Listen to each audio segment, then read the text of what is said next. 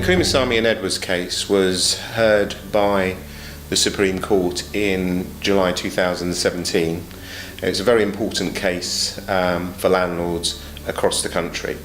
It was a case brought by Mr. Edwards, who was the tenant of Mr. Kumarasamy.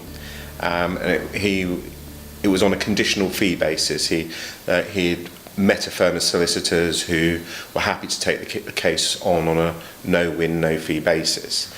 The tenant claimed that he had tripped over whilst in the garden walking to the communal bin area and injured his knee.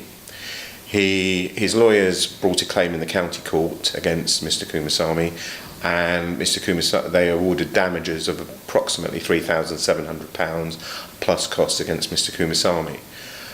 Mr. Kumarasamy appealed that decision before the circuit judge, and his appeal was upheld.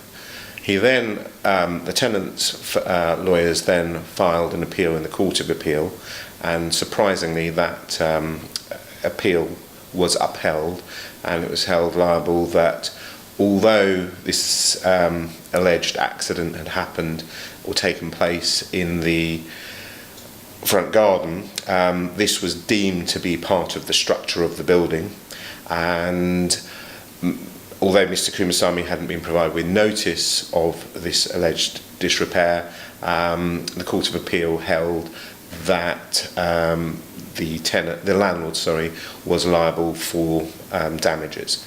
Now, this is a very concerning case because this potentially opened the floodgate to thousands of claims against landlords across the country. Mr. Kumarasamy sought leave to take the case to the Supreme Court, and his barrister was successful in that application. Unfortunately, Mr. Kumarasamy didn't have the funds to conduct the appeal because it was a very expensive process. So upon the advice of his legal representatives, he wrote to all the landlords associations in England and explained his position and said that he required assistance to take this case further, and explained the implications of the case if it wasn't taken to the highest court in the land, the Supreme Court.